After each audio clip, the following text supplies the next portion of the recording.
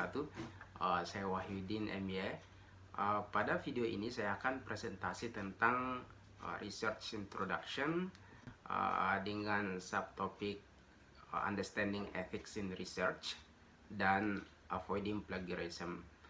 Jadi teman-teman mungkin berpikir bahwa ini adalah bagian dari materi penelitian atau materi mata kuliah bimbingan skripsi atau metodologi penelitian. Tentunya Anda betul, karena dari judulnya saja research introduction, artinya pengenalan penelitian, ya tentunya itu bagian dari materi mata kuliah yang saya sebutkan tadi.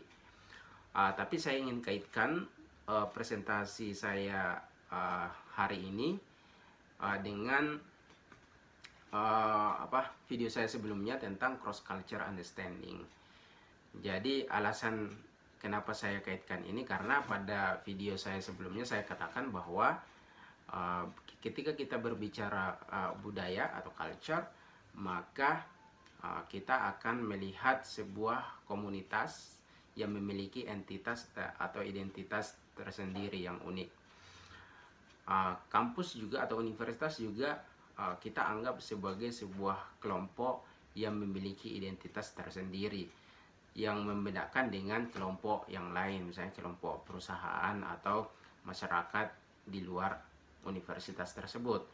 Sehingga kita akan mengatakan bahwa kampus juga memiliki budaya tersendiri.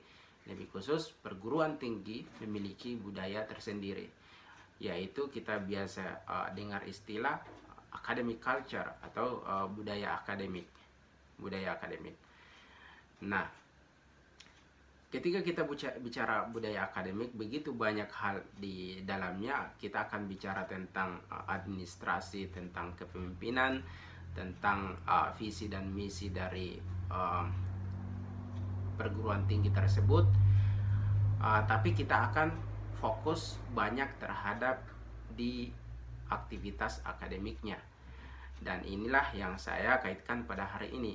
Ketika maksudnya bagian yang tidak kalah pentingnya dari aspek akademik itu adalah etika, ethics. Dalam bahasa Inggris dikenal dengan ethics.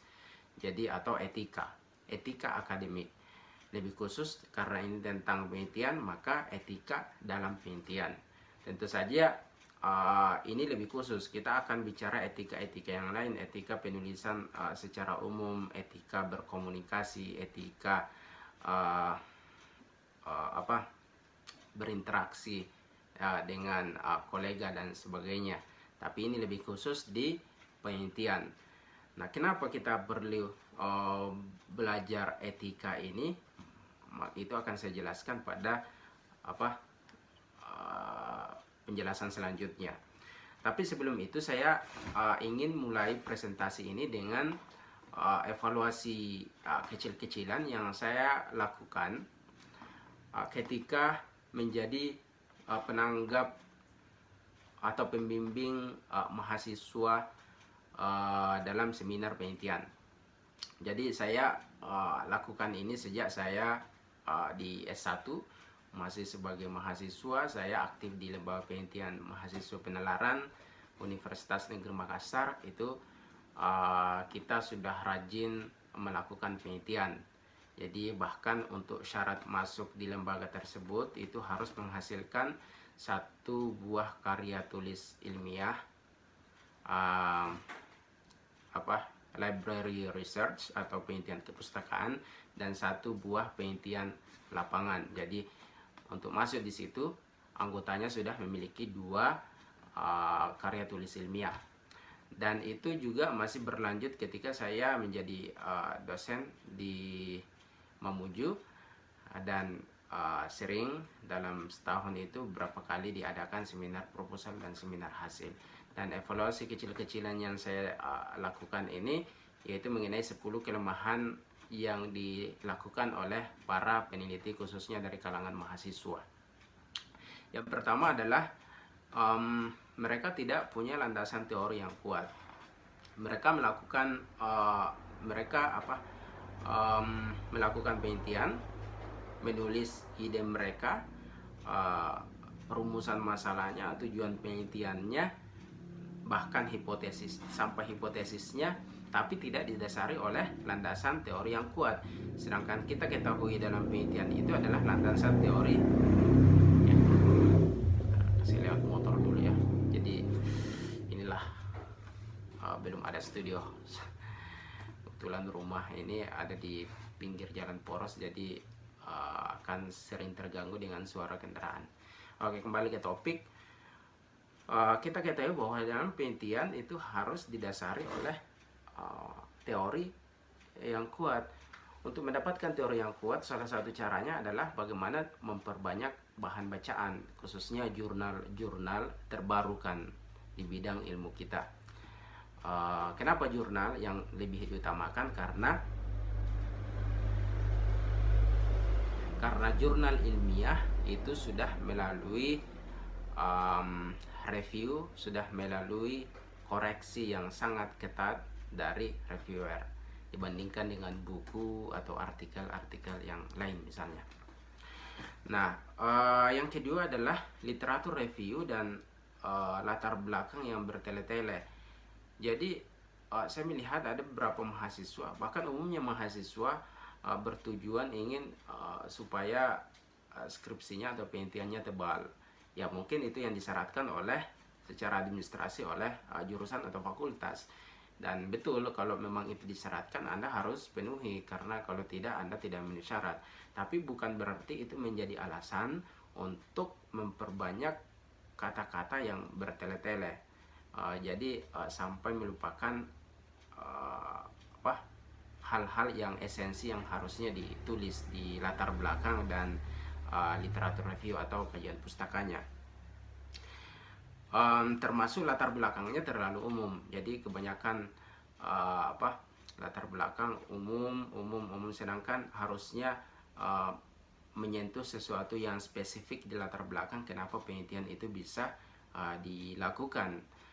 Terus ada juga rumusan masalah yang tidak kreatif. Maksudnya adalah ada rumusan masalah yang sebenarnya bukan masalah, karena ketika mahasiswa ditanya tentang rumusan masalahnya, dia sudah bisa langsung menjawabnya. Sehingga pertanyaan selanjutnya adalah buat apa dilakukan penelitian? Kalau sudah ada jawabannya. Jadi itu yang harus diperhatikan juga. Metode penelitian yang kurang sesuai, ini yang paling umum. Jadi biasanya kalau saya menanggap mahasiswa itu biasanya sampai 20-an, kalau banyak 20-an, 10-an, dan itu makan waktu yang sangat lama. Jadi biasanya saya langsung lompat ke bab 3, dan apa yang saya temukan adalah kebanyakan metode penelitian itu tidak sesuai dengan maksud dari peneliti.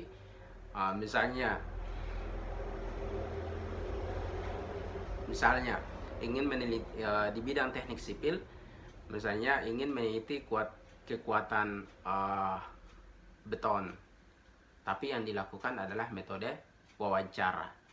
Jadi bagaimana tidak nyambung kan? Ya kalau mau menguji kekuatan beton, ya betonnya harus dibawa ke laboratorium kemudian diuji, bukan dengan wawancara dan sebagainya. Ada yang harusnya wawancara, dia tidak pakai wawancara. Ada yang menulis metode dokumentasi. Terus saya tanya, apa gunanya dokumentasi? Itu kan foto-foto misalnya. Jadi kadang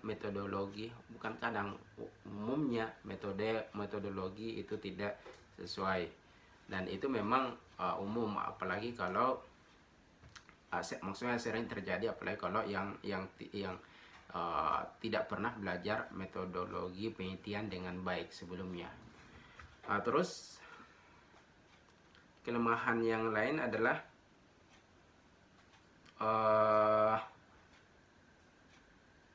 manfaat kadang tidak realistis. Jadi seakan-akan penelitiannya itu akan memberikan sumbangan yang besar kepada perubahan di tatanan dunia, padahal manfaat itu yang realistis saja, walaupun di tingkat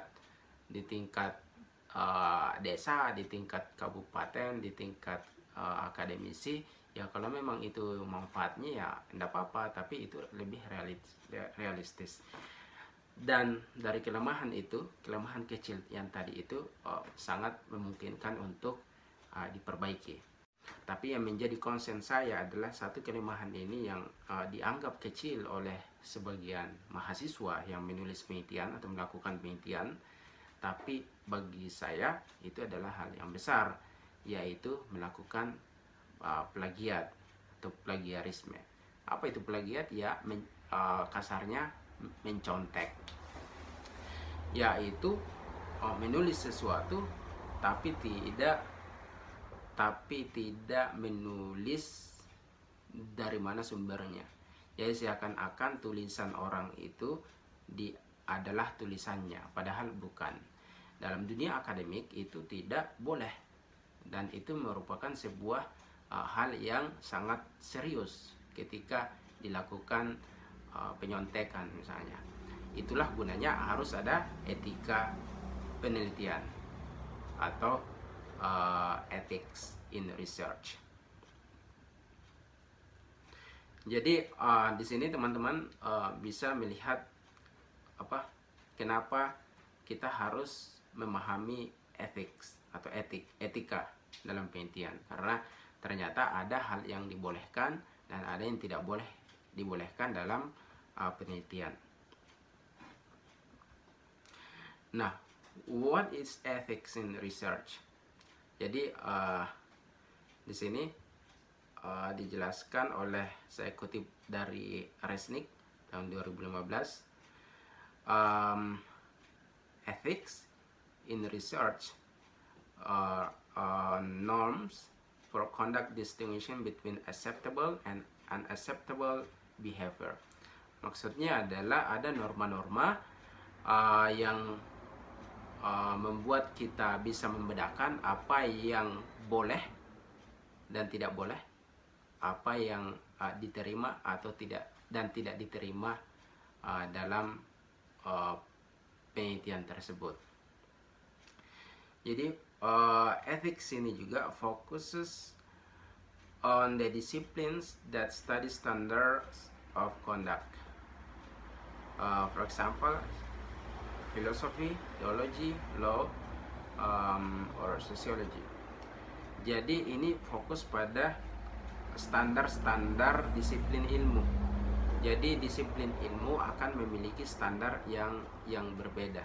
Kalau kita bicara penelitian di education, pendidikan, itu akan berbeda sifatnya dengan penelitian di biologi misalnya, atau di pertanian. Nah, etik ini sebuah a method, procedure, or perspective for deciding how to act and for analyzing complex problem and issues. Jadi ethics ini juga sebagai metode atau prosedur atau perspektif tentang bagaimana melakukan dan bagaimana mengatasi dan menganalisis masalah dan isu dalam penelitian. Jadi di sini kita bisa simpulkan bahwa ketika kita bicara etika dalam penelitian, maka kita akan bicara norma-norma yang boleh dan tidak boleh. Terus ada fokus dalam disiplin ilmu tertentu, dan yang ketiga adalah etik ini merupakan prosedur atau metode yang harus diikuti dalam pelaksanaan penelitian. Nah, kenapa penting dipahami etik ini, atau kenapa etik ini harus ada? Ya karena untuk to promote the aim of research such as knowledge, truth, and avoidance of error. Jadi untuk mencapai tujuan penelitian itu sendiri, untuk menghindari error penelitian itu sendiri. Jadi ini semacam panduan kita ketika meneliti. Bayangkan kalau tidak kita melakukan sesuatu, ada dan tidak ada panduannya, otomatis yang akan lebih terarah ketika ada panduannya. Yang kedua adalah promote the values that are essential to collaborative work such as trust, accountability, mutual respect, and fairness. Jadi ini tentang nilai-nilai yang penting, yang penting untuk sebuah pekerjaan atau penelitian. Jadi misalnya tentang kejujuran, tentang keterbukaan dan sebagainya. Dan yang ketiga adalah promote accountability to the public. Jadi salah satu bagian penting dari penelitian adalah pertanggungjawaban kepada publik. Jadi etik ini dibuat sebagai untuk accountability ke publik itu sendiri. Yang keempat adalah build public support. Jadi ada banyak penelitian yang memang tidak bisa dilakukan secara mandiri dan itu membutuhkan dukungan dari publik. Apakah itu funding, apakah itu izin dan sebagainya. Dan ketika etiknya jelas dan etiknya diikuti, maka support dari publik itu juga bisa didapatkan dengan mudah. Atau bukan mudah, maksudnya paling tidak ada kepercayaan publik untuk memberikan support. Dan yang kelima adalah untuk to promote moral and social values. Jadi ujung-ujungnya adalah tentang moral dan nilai-nilai sosial. Kenapa? Karena penelitian itu dilakukan sebenarnya adalah untuk kemaslahatan manusia atau kemaslahatan makhluk hidup. Jadi ketika penelitian dibuat tidak mencakup tidak bisa mendorong kemaslahatan itu, ya maka penelitian itu sia-sia atau tujuannya tidak tercapai. Makanya dia harus memiliki moral dan sosial, nilai-nilai sosial yang harus diikuti. Nah, kita beralih ke prinsip dari ethics ini. Nah, di sini saya perlihatkan ada beberapa kejujuran, objektivitas, integritas, kehati-hatian, keterbukaan, respect for intellectual property. Jadi kita menghargai intellectual property, confidentiality. Jadi ada kerahasiaan. Terus 8 responsible publication, responsible mentoring, respect for colleagues, social responsibility, non-discrimination, competence, legality, animal care, human subject protection. Oke, bahasan yang kedua dari research introduction ini adalah avoiding plagiarism. Maksudnya adalah menghindari plagiat. Jadi plagiat itu yang saya sebutkan tadi, kasarnya yaitu mencontek. Misalnya menulis sesuatu yang bukan menulis sesuatu milik orang lain tanpa mencantumkan sumbernya. Jadi itu seakan-akan menyontek atau mengakui karya orang lain padahal bukan karyanya. Nah, itu yang harus diikuti. Jadi kembali lagi ke culture akademik, ini yang harus dihindari. Tidak boleh melakukan plagiat dalam dunia akademisi. Di kampus-kampus yang memiliki culture akademik yang sangat kuat, melakukan plagiat itu akan masuk ke dalam kategori pelanggaran yang sangat serius. Jadi tentunya akan bertingkat-tingkat. Jadi pada video sebelumnya saya sampaikan bahwa tiap kampus yang memiliki kebijakan atau aturan tentang plagiat ini, tentang hak cipta ini, akan memiliki panduan yang jelas tentang pelanggaran-pelanggaran akademik, mulai dari khususnya plagiat ini, mulai dari pelanggaran yang kecil, plagiat tingkat kecil, sampai yang berat. Misalnya kalau di dalam perkuliahan ada mahasiswa yang terdeteksi melakukan plagiat sekian persen, bisa jadi disuruh ganti, disuruh rubah tugasnya, atau bisa jadi misalnya nilainya ditangguhkan atau nilainya dikurangi sampai kepada di sidang di universitas apakah dikeluarkan atau tidak. Itu kalau mungkin sudah berat. Jadi intinya adalah menghindari plagiarisme ini adalah sesuatu yang sangat penting dalam dunia akademis. Nah, parahnya adalah beberapa kampus di dalam negeri yang saya temukan, banyak kampus yang tidak terlalu konsen terhadap masalah plagiat ini. Jadi mereka ketika melihat mahasiswa yang plagiat, mereka santai saja. Harusnya ya kita tidak, karena kita adalah mungkin kampus yang masih berkembang, khusus yang daerah yang masih sangat sulit untuk memperketat kebijakan tentang plagiat ini. Tapi paling tidak kampus atau dosennya itu bisa mengingatkan secara serius kepada mahasiswanya. Misalnya begini, ketika tiap diadakan seminar, itu akan selalu terdeteksi tentang bagaimana tulisan-tulisan mahasiswa.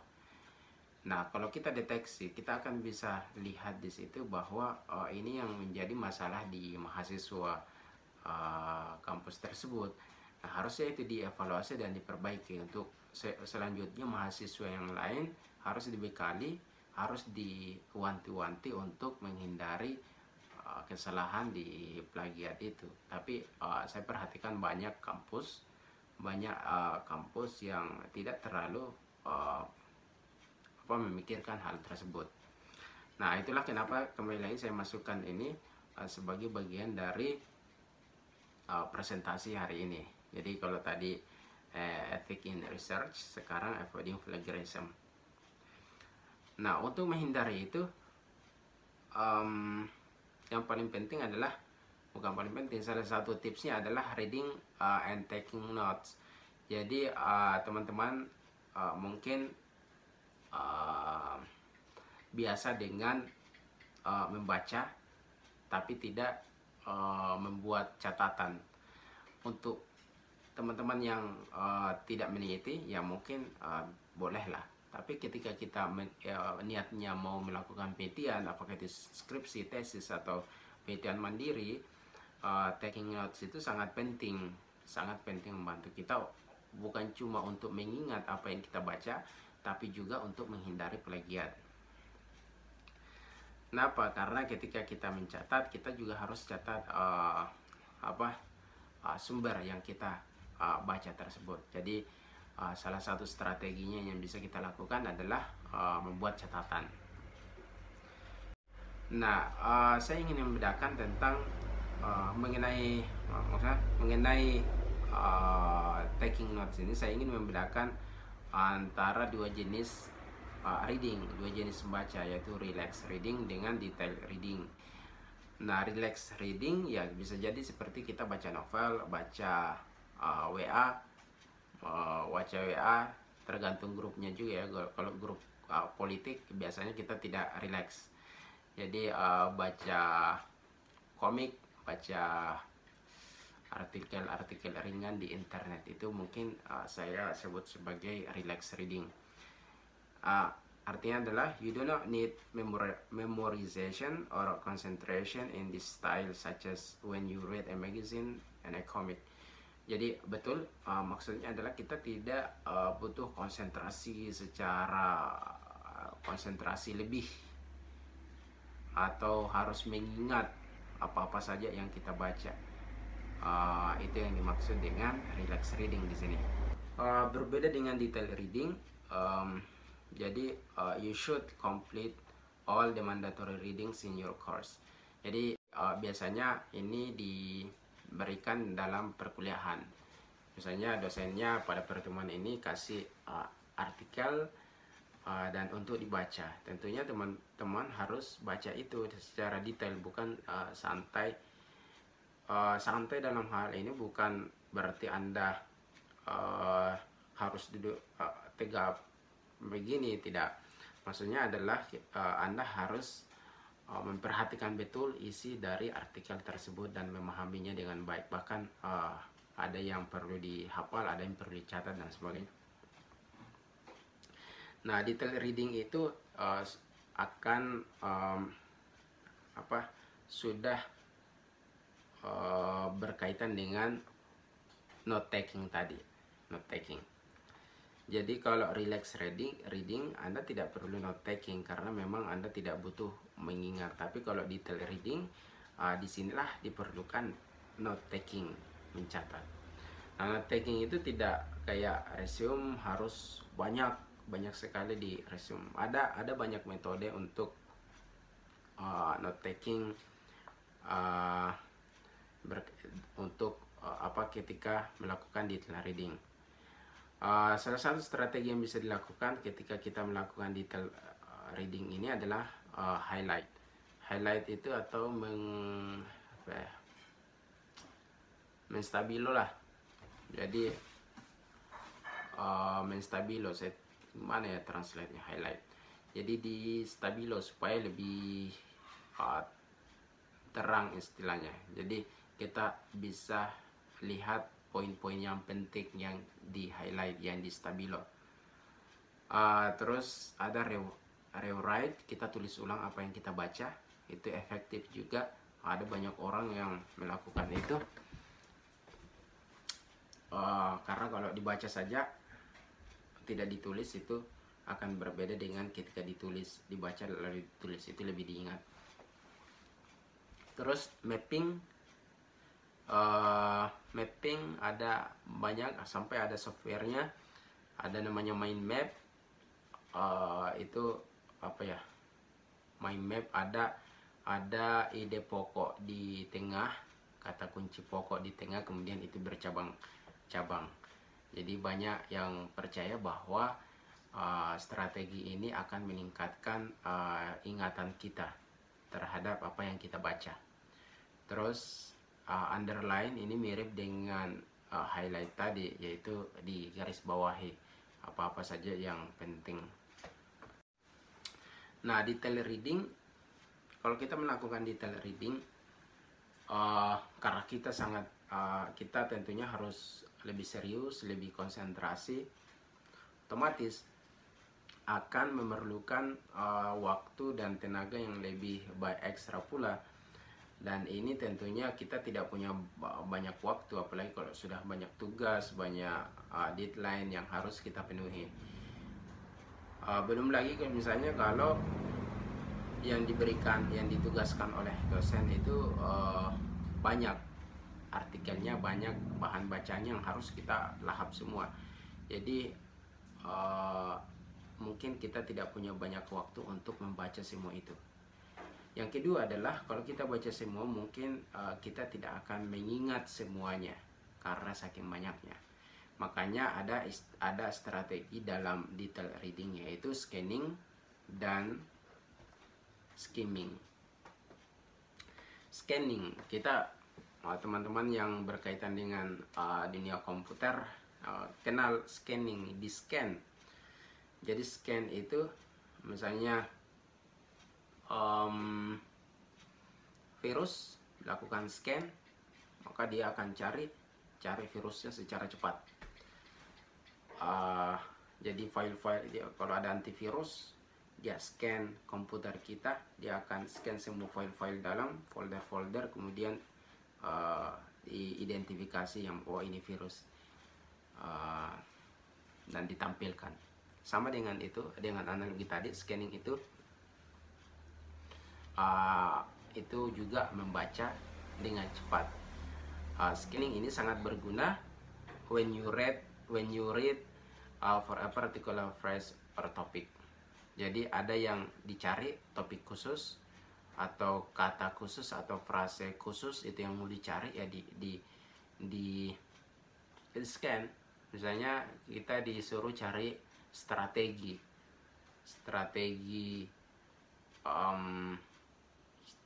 apa ya, strategi mengajar efektif dalam artikel. Ya sudah, jangan baca dari satu kata demi kata dari judul sampai daftar pustaka. Itu akan butuh waktu lama. Sudah, karena yang dibutuhkan adalah strategi mengajar efektif itu, ya sudah, cari saja secara cepat kata strategi dalam bacaan tersebut. Mungkin Anda akan dapat beberapa kata strategi, tapi di situ akan lihat strategi yang mana, kata strategi mana yang sesuai dengan apa yang kita cari. Run your eyes back and forth quickly across the page. Your eyes pick up the words or ideas you are looking for. Scan readings before writing detailed notes. Jadi scanning ini juga selain untuk mencari kata-kata yang diinginkan, scanning juga ini disarankan sebelum dibaca secara detail, kita disuruh untuk scan dulu, jadi dibaca dengan cepat. Jadi kapan scanning ini digunakan? Yaitu ketika mencari kata kunci khusus yang kayak saya sebut tadi, strategi belajar atau mengajar efektif when searching the database. Jadi kalau mau cari kata khusus, misalnya dosen menyuruh mencari pengertian behaviorisme, kognitivisme, ya sudah, di artikel itu cari tadi dengan cepat kata kognitivisme dan behaviorisme. Yang kedua adalah kapan digunakan scanning, yaitu ketika finding a particular quote in an article you have already read. Jadi sama saja tadi untuk menemukan quote-quote khusus. Yang ketiga adalah looking in your textbook for the answer to a tutorial question. Jadi ada pertanyaan, ya sudah, tentunya Anda akan mencari di artikel itu yang mana jawaban yang sesuai dengan pertanyaan. Setelah scanning, kita mungkin sudah kenal dengan skimming. Jadi biasanya dipasangkan ketika bicara membaca, khususnya dalam dunia akademik. Skimming itu membaca definisinya membaca dengan cepat. Jadi bisa dibayangkan bagaimana artikelnya yang misalnya 10 halaman, kalau dibaca halaman 1 sampai terakhir kata demi kata, itu waktunya lama. Kalau skimming itu tidak dibaca kata demi kata, karena kita butuh membaca dengan cepat. Otomatis mungkin tidak semua dipahami dalam 10 halaman itu, tidak semua dipahami, tapi kita bisa memahami poin-poin penting atau ide-ide penting, ide pokok dalam artikel itu. Jadi biasanya kalau dibaca dengan skimming itu langsung lihat headings itu judul, subheadings, subjudulnya itu, terus gambarnya, grafiknya, captions, atau kata-kata yang dicetak miring atau dibuat tebal. Jadi biasanya ide-ide penting yang dengan tanda-tanda seperti tadi itu. Tapi yang lebih penting adalah skimming ini bisa jadi dalam satu paragraf itu sudah tidak dibaca setengahnya lagi, atau 3/4-nya tidak dibaca kalau sudah dapat ide pokoknya. Jadi yang dicari ini, yang mau dibaca ini adalah ide pokoknya. Kalau sudah dapat, biasanya langsung lompat. Jadi sekali lagi tentu saja tidak akan pemahamannya itu kan tidak akan 100% karena memang ada yang di skip, ada yang dilompati, dilangkahi, tapi paling tidak ide pokoknya kita dapat.